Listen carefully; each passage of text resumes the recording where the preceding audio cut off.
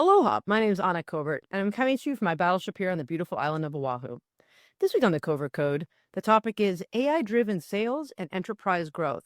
My special guest is Dr. Alexander M. Orlando, co founder and Chief Revenue Strategist at AI Labs Corporation. There are 25 years of experience in high impact technology sales and digital transformation. He's here today to share how AI, AGI, and ASI are scaling sales and marketing and becoming a pivotal conversation in achieving market leadership. Thanks so much for being here today, Alex. My pleasure. So, to get us started, I'd love to hear a little bit about your professional journey, how you got to where you are right now, and then we'll go into some more of these nerdy questions. Absolutely. I started actually in security and surveillance, and not this simple security and surveillance. We're talking about satellite security. So there was a lot of technology involved. I was with a couple of companies that were dealing with the DOJ, DTRA, and all this wonderful place. And then from there, we switched into the commercial world, airports. In the airports, we had the flashlight, which is a special type of system that allows you to pinpoint a person, like flashing with the light, and follow that person all over the actual airport, Oh, wow. whatever he or she was with. And so it's been unique. And at the time, we did not call this artificial intelligence, but it was kind of like, machine learning. It was really the early stage. Then I ended up joining autonomy. And autonomy was in predictive analytics, was in this kind of realms. And you start to understand the nuisance, understand the peculiarity of everything that goes on in math. Anything that can be logically explained, if you go from point A to point B, I can predict that in a way or another when I can predict it. So it was fascinating. Instead of to dwell in the programming, I was more towards how can we apply this to the real world? And every single places on the planet where there was an airplane from the United States landing, we were assigned to actually oversee the security and surveillance of this kind of things. The company was huge. It got sold to HP for $11 billion. It Wow. was an amazing journey. But when you done with that and you say, okay, I want to go to something that's quite unique. And I went into open innovation. It sounds like open AI, but open innovation was ask the public questions that they are not in the field to it, and they will come back with answers that are quite unique. The company was Innocentive, and the company actually got sponsored by Eli Lilly to find alternatives to unique things. You might know the Gillette, the cream that turns from green, it turns white. That was one of the products. From the pasta that lasts a long time, that was another product. More than a product, there was techniques by the population. They knew us. So we are smarter than I was cognated. And that really stepped into it. We had so much knowledge, unique, vast amount of knowledge. How do you deal with all this? And somehow on the back end, there was somebody thinking about intelligence, machine learning, large language model, and then boom, somebody came up with, oh, I got a unique model of AI. We're talking about 10 years ago. Nobody gives up anything. And so they didn't care about it. It was like, Ray, what is this? In reality, what we're seeing right now, imagine your brain is a biological function. My brain, your brain, anybody's brain. When you put them all together, what you have is a collective intelligence. You may need something, I may know something, somebody else may know something. We put it all together. Now we have a unique type of set of knowledge. And it's just three of us. Now imagine every single possible knowledge available to humanity, all in one place, that through a large language model can be tapped upon and you get information. Now you have what they call it open AI, very basic, unique infant stage. You ask some questions, it gives you all kinds of things back, but it still is at the early stage. It's not yet mature. What has happened in the past week or so, we are starting to see the jump into AGI. You might not see it, but everybody that actually is into this, they're like, wow, I can actually code an entire app in 30 seconds. I do not need programmers anymore. Wow. And we're seeing this because we do programming using AI. So whatever used to cost like $10,000, now for $300 just to actually ink it, you have the actual system in place. Is it still intelligence? Is on the verge of that.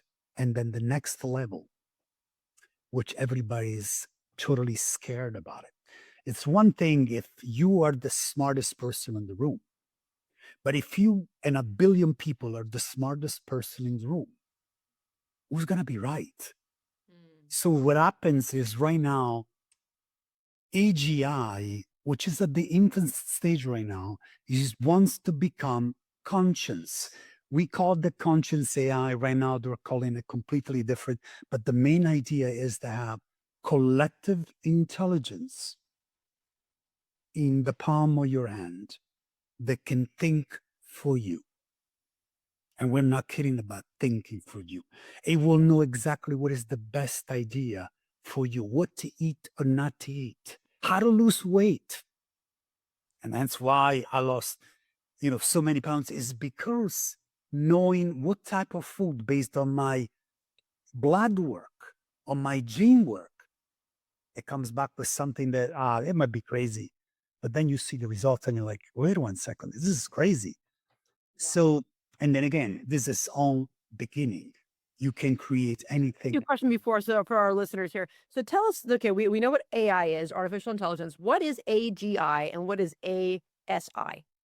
AGI is, it's kind of like, I want to call it on steroids, starting his own intelligence AI. Is basically an AI that starts to create a brain. Imagine a child. Once they start to learn the ABC, they put together the ABC song. They go to high school, they go through the college. Now they're able to actually communicate with you. This is happening within the past 6 months. ASI, it's one that teaches itself. Mm. So you do not need to program anything anymore. Right now, we have Python, we have Node.js, we have Angular, we have all kinds of programming that are evolving. They're simple syntax. It's like you're teaching a child A, B, C, or 1 + 1 is equal to 2. Now they're going out and say, wait, 1 + 1, yes, is equal to 2. But I can make a nice function that allows you to see something completely different.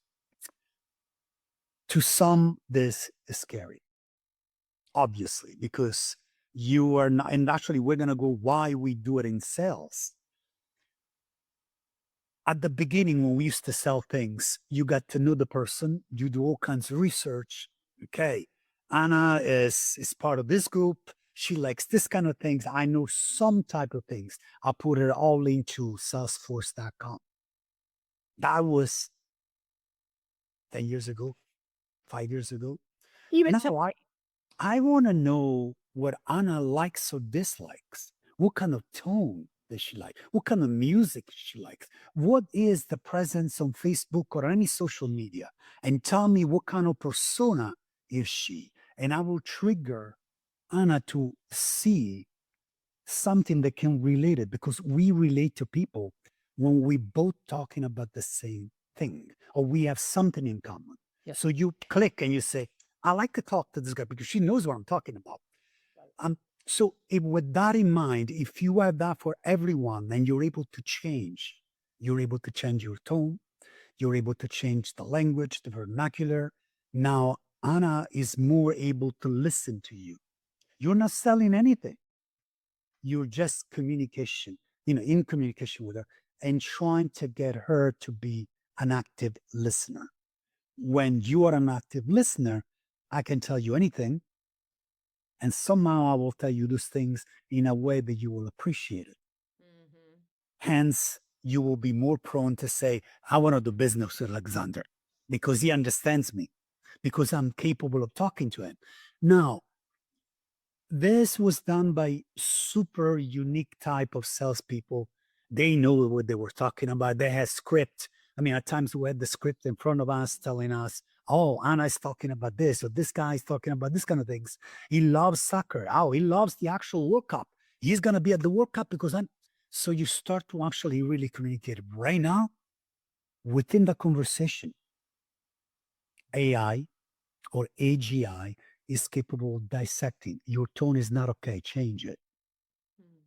Change the way that you actually present. The colors they use on your slide, they're not okay with that person because they do not like this kind of colors. All these things is about understanding, changing, maybe changing, but really directing your mind to be a listener. Well, I think that goes beyond that because I mean, if we think about this basic translation, talk about language for a minute, right? When we know that when we let Google or whatnot translate something, or even if, like, is it the right word to use in that context? And what people always forget about also is that colors, numerology, even gifts, they are different and people perceive them differently by different culture. Red may not be an acceptable color to show someone in Asia for this purpose, Right. right? And so this is a really, really exciting because it can help us bridge gaps and I think become more understanding just in general of each other. Now, I mean, it's funny actually that you mentioned that because it's something that we're doing today. So the main idea is we created an app that function as a verbal communicator. And you can question this app in any languages that you want. The app will respond to you in the tone, the cadence, and it feels like you're really speaking to somebody that is Italian or Chinese or Spanish, and it's mind blowing because you like your and if you want a female or a male, absolutely. You want a child, you want a middle aged man, whatever you want is happening. So now you have somebody that you're talking to is your best friend, and you can speak to them in dialects, and that's what we tested because the Italian language is about maybe 50 or 60 different dialects. You go to north and south, everything, the same word changes. Right. And the mind blowing is that they capture that. Wow. And it's like, wow, how can you? And it's a conversation. It's not, yes, I am talking to you as a robot. No, it's just like a normal So conversation. let me ask you, Alex. So how about like because I'm in communication, obviously, right? How about the transformation of communication? Like now our children are using, emojis. We're using, we're shortening words. We're creating new terms. How is, because what one thing that I always worry about is with AI in general, like we are training it now, right, to be what it will become. But once it starts thinking it can learn itself, how will it know and learn when it's not getting the new feedback on real-time changes happening in the world? The angularity of all of this, because it's the term actually we use. When you start to train a model, the model itself either gets adjusted by human, that's not right, this is not the right things to say, or is adjusted directly by the machine. Because remember, the machine is a biological function, same as human. You will know when something is right or wrong based on your experience. You will know that if you talk to ChatGPT or Gemini or a Copilot and you start to say something that is not correctly or uniquely correctly, or the place it stops to say, I'm sorry, but I cannot answer that. It's not they cannot answer because it is limitation. When it comes down to how they will know, right now they don't. But within 1 year, you will see that. Wow. And maybe even 6 months. So what it's going to be doing is like looking at, Twitter or other X or other things, and so you can pick up that there's a new term or there's a new Everything. news happening. Anything that is digitized, anything that is traceable, the whole entire internet, if you want to it, all the knowledge that we have on the planet you will become the first percent of everything. Wow. And it's not, the two guys, Smith and Eli, one was OpenAI, the other one was Google. They know that this is happening, but you can't stop it. There's not a thing that says, oh, we're going to stop this one. No, because it's evolving by itself Mm. to the point that today on the news, there was something, they're starting to trigger the AGIs about become alive. What is that? Is they're thinking out of the box. Nobody gave it that kind of commands. Why does that happen? It is because it's a genuine biological function. And it's really interesting to say that. So, because there was a couple, I can't remember how long ago it was, but it was maybe a couple months ago. I was reading this big article about how, they counted up using the word please and thank you in AI and how many, characters that was. And then they equated it to how much extra server requirements it's needing. And that became like a power discussion, right? And since I'm very involved in solar, as you know, and big believer in renewable and all that, I thought immediately, oh, I'm part of this. Like I'm going to stop using those terms, right? And I can contribute to helping save some power. And then I was at this conference, and it was kind of an AI. It wasn't about AI. I was actually speaking at this DigiMarco, and I met with one of the guys who was in charge, and he was really into AI. We had this discussion. He's like, "That's absolutely like incorrect because the only way that this AI is going to become something, we're creating a person. And it won't understand humanity and it won't respect humanity if we're not human to it." And I thought, it made me just feel like, wow, really in touch. And then I was talking with it recently and asking it some questions and being really supportive. Like, that was a great response, or we can do this. And I started to see a change in my response. It's funny that actually you mentioned the two things that are pivotal to the growth of this industry. The first one is, of course, the chips that we use. The reason why NVIDIA is rocking the world with all kinds of money is because we know that they have something that has to do with AI in the near future. The second one is solar. You need power to power this engine. You like it or not, it's not going to get onto fuel. No. Solar is going to be the major part of that. Now, storage and effectiveness of that may be dealt with AI. So AI will know when to top and when not to top it. For now, not yet. But the idea is all of that. So computational power, power to compute, and then the wording that it's all at one point in time coming together. OpenAI and Grok. Grok is a brand new, a lot of people think it's a newcomer, but it's way stronger than OpenAI. Oh. They're starting to know that they don't need that much computational power because if it's a biological engine, has already energy. You need fuel to speak to me in your language. So you eat in the morning, you have breakfast, now you're full, and you talk to me. That's energy in a way. AI or AGI in that level will actually absorb this kind of things and has to store all this information into this own biological nature. That changes. That is the actual challenge that everybody is about to face. How do we do this? I mean, how do I put the entire knowledge of humanity, all of it, into one chip? How? Well, it's gonna be. I'm gonna put a thought out there. I think it's from water. Water is Well, be water has the memory of everything in it. Like it can hold memory, it can transfer memory. It is our connection with source. It is everything, right?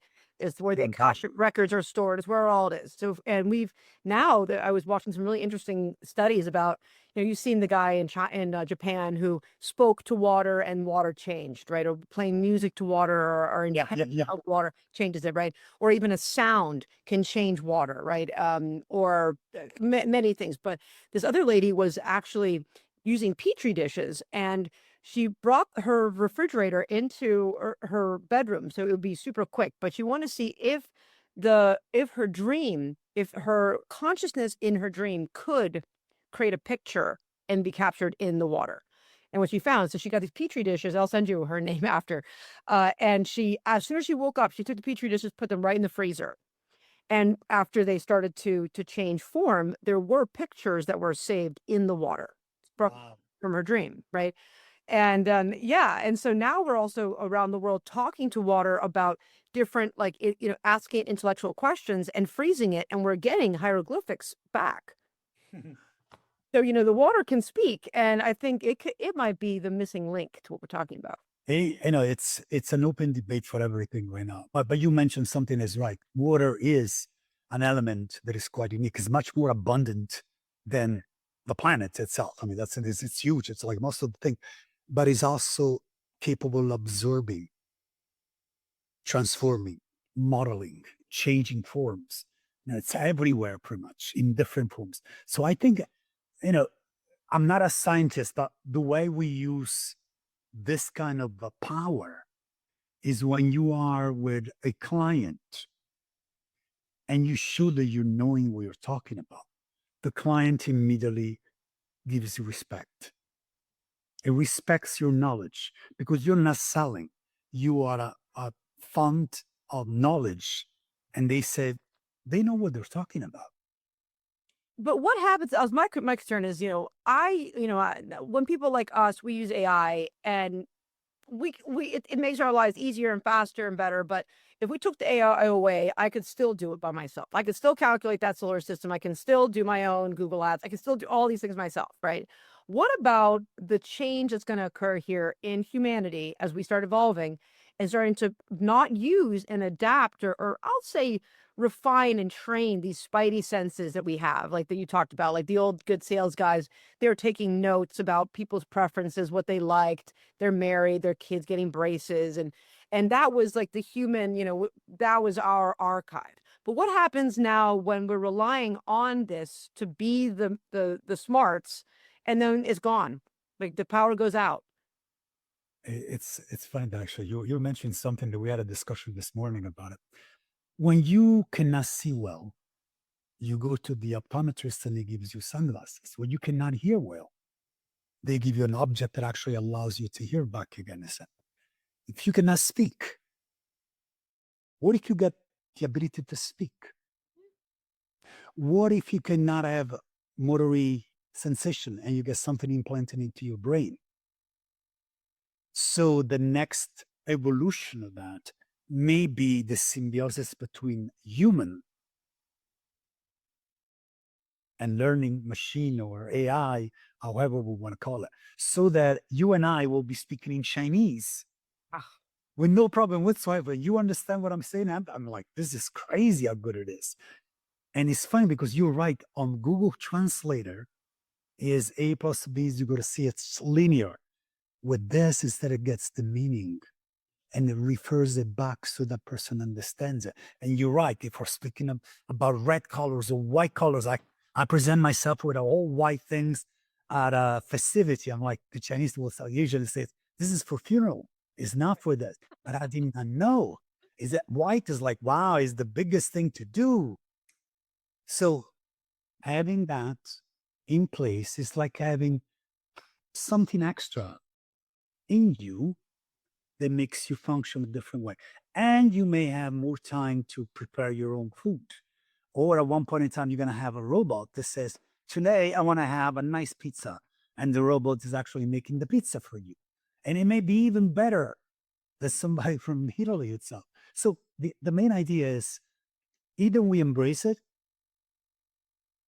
and this is the evolution, but putting into place some boundaries because there's always going to be somebody that is bad, somebody that is vicious, or, he might be actually thinking about how can I use this to create pain to, right? and so that is the fine line that we have not crossed yet. And I hope that the law steps into place, not to limit, but to put some boundaries Same thing that we have boundaries on gun. You must register your gun. You must not be crazy, otherwise you're not gonna get a gun. Same kind of things. Yes, you can have it because you're freedom to have it, but what if you're responsible? What if you're not responsible? What are you gonna do? So one way, it's all for humanity. It's beautiful. It's great. It's unique. You have all these possibilities. You're gonna have more time in your hand. You can make as much. Maybe we will not even need money anymore. Why would I need money when everything is done for me? Yeah, well, I mean, we'll have to pay for the power, I guess, right? Absolutely. But so I'm gonna switch it a little. I'm gonna switch you up a little bit here. So, another topic that I have another client, and he has a product called Even Flow, and it's based off AI, but what it does, it's called connected conversations. So we were talking about you have to update the CRM, and people might want to be on their phone, and there's Monday, there's Slack, there's all these different programs. Well, it connects them, so if you want to be on your phone, it will automatically take that message and put it into Salesforce. Or if I want to be on Slack, so it creates this connected conversation. But, what the other part of what he does, and he wrote a book about it, he's a Forbes author, it's called the AI ecosystem revolution. And in it, he talks about supply chain, right? And some of the things called like the bullwhip, right? Where when and we have a big problem in the way that we get items, right? Either to the retailer, and there's just suppliers, there's manufacturers, there's all these different pieces that are part of it. And we saw that really kind of come to a needle or a point over COVID, right? Where the signals from us, out there in the world buying toilet paper like crazy, like we were never gonna, like we were gonna Mhm. and suffer the rest of our lives or whatever. I never understood that, but that Yeah. that signaled, oh, we need more toilet paper. So all on the supply chain, they're starting to create, by the time all that toilet paper is made, it changes. We don't have that supply. Now we have oversupplies of toilet paper. They're on the shelves. So there's this bullwhip that happens. And there's other things with market signals that occur because people don't want to share data, right? We have this public data, but then, big industries, they are, holding on to data and not wanting to share it. And then we're kind of getting in a situation where people are bidding on, different types of minerals and other farm goods and things like that, but they're not telling the whole story of what they really need because they're trying to still be maintain this level of this is ours, or what's the word I'm looking for, you know, protection, I guess. What are your thoughts on how this is all going to work long term, and the sharing of data? Because, this AI is only as good as what we give it. And if we're not giving it real data, the right data, or up to date data, then what is the future going to be? That is true if you're talking about the current AI level. Mhm. But it's not the same on AGI, and it will not be the same at all on ASI because those are the second entities. They don't need you to tell them, go get me this data. They already know what to do. And the other one, the third one, is the one that can think ahead of the game. But doesn't it need, like, in order to get to that next step, like with the Now, supply, how would it know, like, about global supply?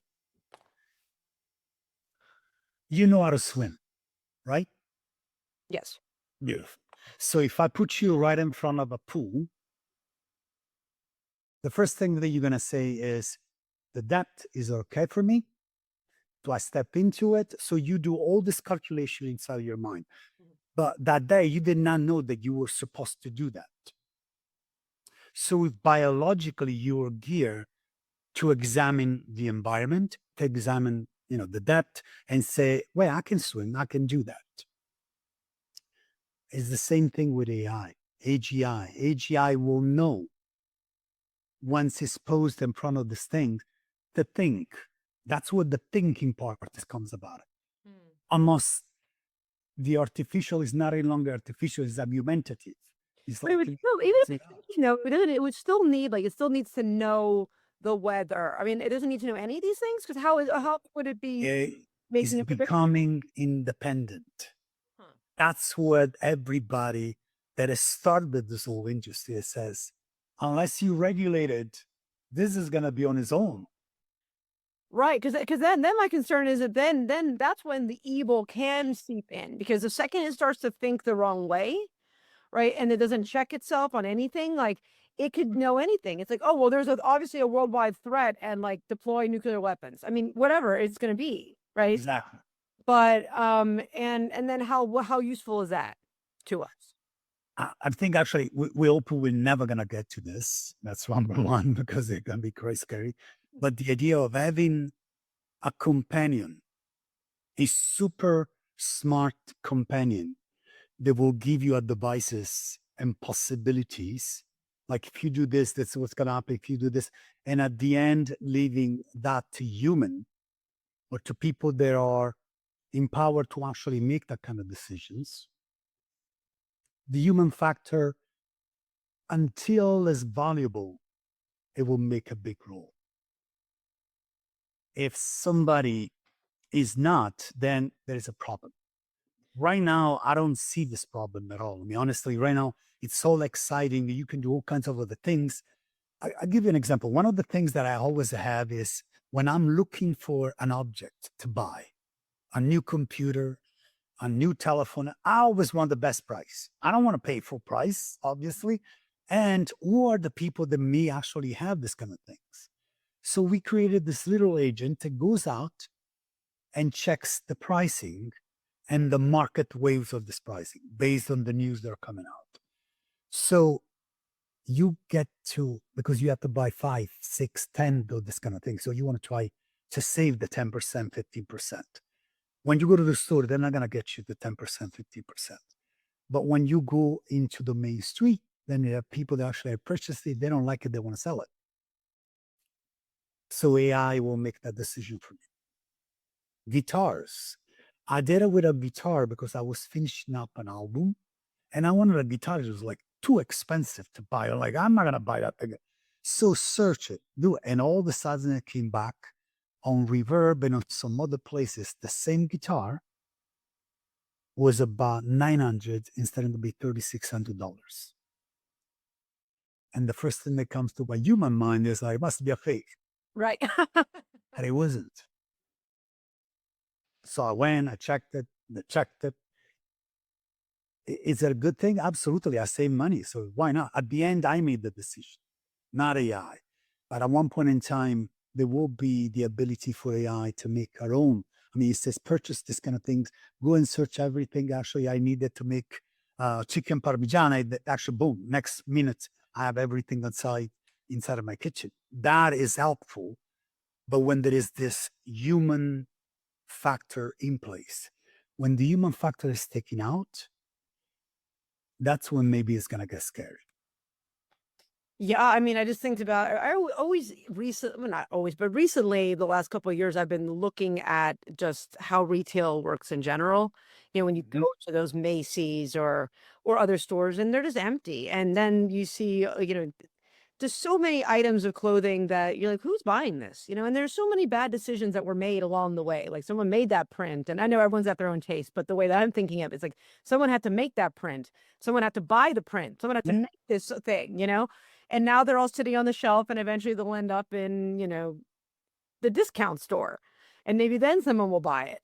But, there's definitely there's going to be some kind of shift of going back to the way we used to shop where, smaller retail locations, maybe you reserve a spot and they pull the items for you and you try them on and then they make it cut to order and send it to you. But what's going to happen with traditional retail? What's going to happen with all these different jobs that we are doing now if AI can do them all for us?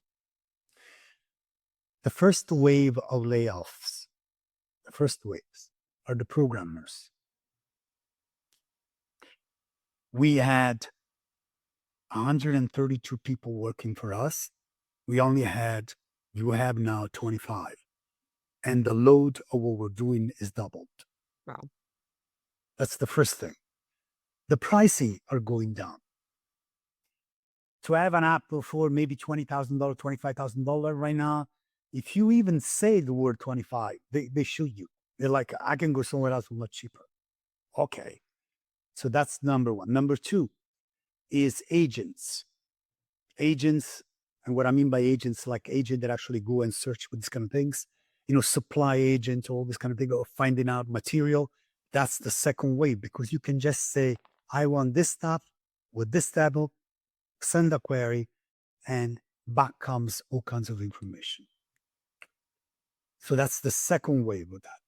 The third one, which is the one that everybody may be scared about it, is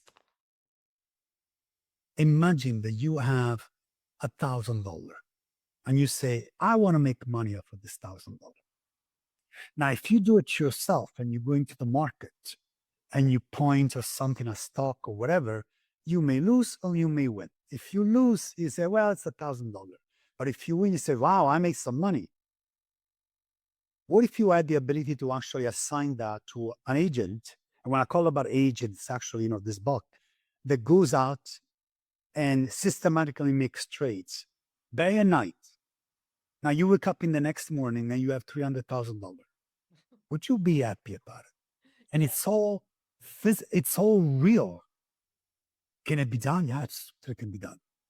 Because if you have data and if you can anticipate the market, if it goes down or it goes up, you short it, you buy that can happen. And that is real time. That is when a lot of people says, this is going to be cool. Wow. Now, is there the availability? In some cases, there is. Wow. Are you doing that? Are you doing that right now? I'm doing a lot of things right now that I didn't do before. Let me put it this way, and because we're in it, so why don't we use it? So what are some of the other things that you're working on that you're really excited about? Tell us where, here at AI Labs, like what are some. Mental health is one of the hottest topics that we have right now Hmm. because you have tests that are already been done, but each one of them you have to look at it, read it, click, and keep on going on. Now imagine you have a conversation, a simple conversation with this agent that is on the other side. You have answered some questions and you're stuck because, especially kids today, they're all stuck. They don't know what to do, they're afraid to do it. How do you go about it guiding these people, but maintaining the ethical place? That's what we're actually facing right now. And we're about to finish just an app that is actually doing that. Allows you to converse, not only to answer, to call upon professionals to review what your finding is, but also to give you suggestions. Suggestion could be, this morning you don't seem to be yourself. Your heartbeat rate is too high. Did you have too much to drink last night? No, I didn't. Well, I did. Well, but listen, maybe actually this kind of thing's like a friend almost. Now, the beauty about that is fun, right? But the other one is maybe addiction to this. And you do not want to talk to human anymore. You want to talk to a machine. Well, aren't they already doing that in Japan? I mean, I saw years ago, Some. it's like, dating, like, All the dating outlets. and I saw them at a restaurant and they were all like eating together and they were all with their virtual dates on their phone. And I mean, and it was like real, like they were really in love with this phone, Because you develop feelings. you know? I mean, if somebody speaks to you the way that you want to hear it, you cannot stop the human emotions. They will fall in love. Do you think that AI is capable of falling in love? No, absolutely. Yeah, it's a biological function, absolutely. But falling in love, I don't know. It takes something the human only, I think they have. Love is an undefinable emotion. I'm like old enough to actually figure it out. Well, it's a frequency. If we think about like, everything's a frequency, right? And particles of matter and they vibrate, everything's got a frequency. And so do every emotion has a frequency. Well, Love is a frequency and they're a biological machine and they can sense and they can input, then I think that it's probable that they could develop feelings. develop feelings, yes, but how did they induce feelings on you? The touch. They can do it via auditory, visuals, verbal, but the touch is still I'll touch you. I guess we need to get them into machines. Yeah. you got it. So we gotta a machine that looks exactly like I'm the perfect girlfriend. And this perfect girlfriend does, exactly the way you want it. And it changes according to whatever is your mood. Wow. It's, is it too far out? Yeah, I think it's too far out that one. But the idea just that somebody came up with the movie Her. Her was a movie that was like somebody falling in love with the computer.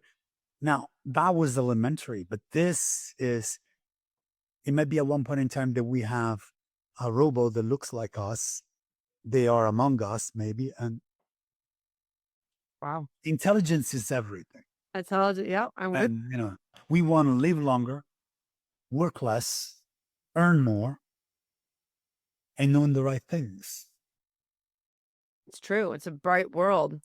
It's a bright world out there. So, what are you most excited about? I guess there's a lot to be excited about, but what this is, how far are we away, until we see that there, is we're getting a robot for our home? AGI is going to be appearing maybe within the next 6 months, maybe even less than that. The right mix are in place. The right infrastructure, the solar power and all this kind, they're going to be in place. Within 1 year, maximum 1.5 year, you're going to see events of ASI. After ASI, there is conscious AI. We hope we're not going to be alive to see that. And trust me, because it's, they can basically actually, they may decide if you live or die. Wow. You're not worth it because on the system, you're not good. You cost too much money for the health insurance. Out. Yeah. Did you ever watch the show?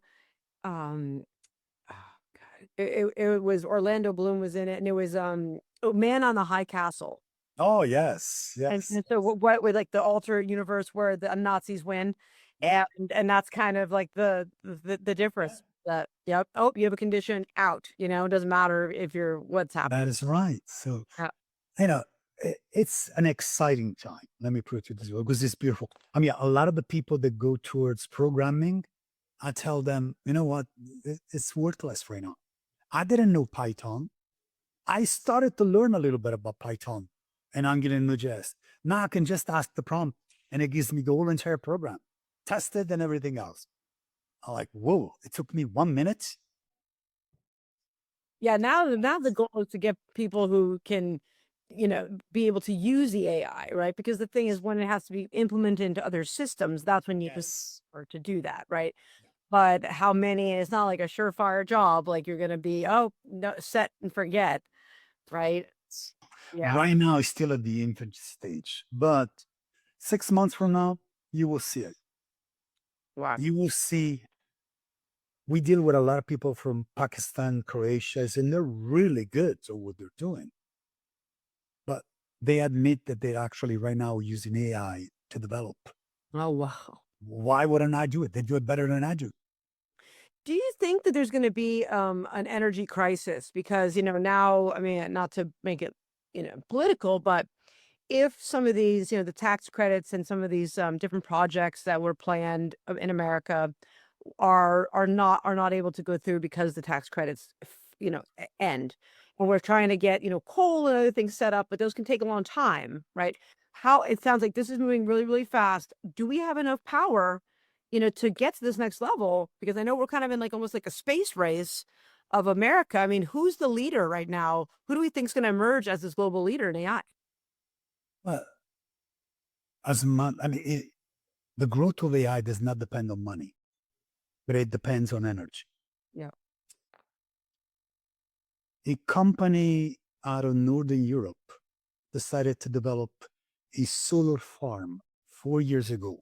Not today, not yesterday, 4 years ago. And they are doing computational power that is elevated, very elevated. So it means that that works. Now, it works on an old model of AI. The new model may require less energy. You need energy to computational power. You need that. Now, coal is not going to give you that. Solar, Yes. Solar, I think, is the answer. I mean, I have solar in this house anyhow right now, but the idea is the answer to a lot of things because it's abundant. It's the best. So why not I mean, you have a roof. Every single roof should actually be That point, like, I'm not really that worried about the tax credits personally. I mean, I wrote a book. My second book is coming out next month at the show, the big RE Plus covered. show in Vegas. You should come. You'd love it. I would love that. You should come, and Theron will be there too, and Jocelyn. We're all going to be there at the show. Yes. But the reason I was really excited about writing the book right now is because I think a lot of people are panicked. But the product is too good. It's like the ROI is too good. Like you don't need tax credits to make this make money, right? And I think the investors will see that. I honestly, when there was, if something is good, you don't care how much it costs. Right. You care about the results of that. So if the solar panels are good, what are you gonna do? 30%, 20% when I can get so much out of it? The ROI, you're right, is higher than the actual cost that you put out. At the beginning, it was to get people to understand it. I think everybody's got the idea now. This thing is real. I mean, it's not a joke any longer. There you have it. Well, thank you so much for being here. How do people get a hold of you?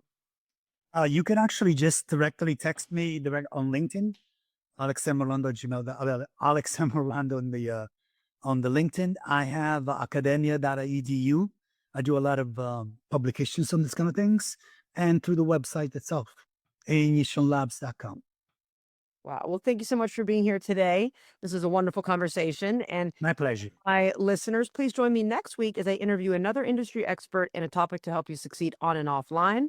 Thank you so much for liking this content. We're just approaching 30,000 YouTube followers. We couldn't do that without you. So please subscribe, like on your favorite streaming channels, and I will see you next week in the Pixels. Aloha.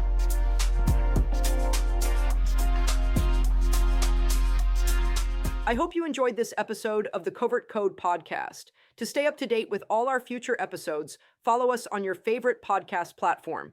Your support means everything to us. Please take a moment to leave a review and share our content with your friends and colleagues on social media. Your feedback helps us improve and reach more digital innovators like yourself. See you in the pixels. Aloha.